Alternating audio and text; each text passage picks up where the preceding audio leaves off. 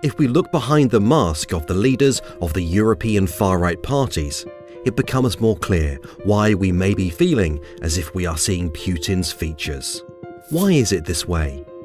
Vladimir Putin's Russia is a hard authoritarian system. Opponents are dealt with mercilessly.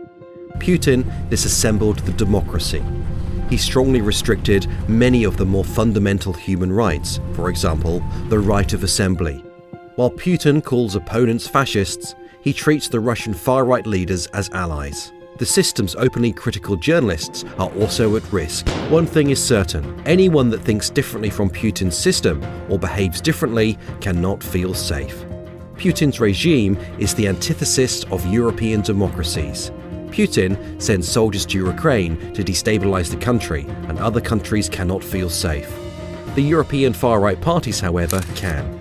These parties are the Putin system's useful puppets. Like Putin, they are also calling for the weakening of the European Union. As well as not being big fans of democracy, they are impressed by the idea of a strong leader. These leaders praise and support Putin and his system.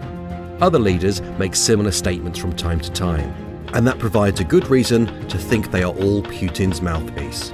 We were able to see the same faces at the Crimean referendum as supposedly independent observers. The sympathy is two-sided. Leading Russian politicians regularly appreciatively recognize these parties. The Russians offer significant political and, according to suspicion, financial assistance to the European far right. The aim is, through reinforcing extremists, Europe's destabilization and Russia's strengthening.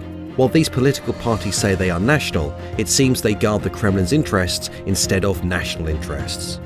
The EP elections of May are also about how much Russia can occupy Europe through the extreme parties.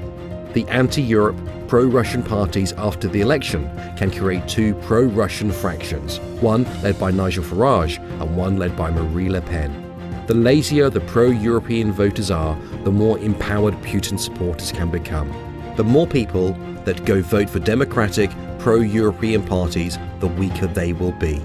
The European Parliament election choice will be between Europe and Putin's Russia. The stakes are too high for you to stay at home.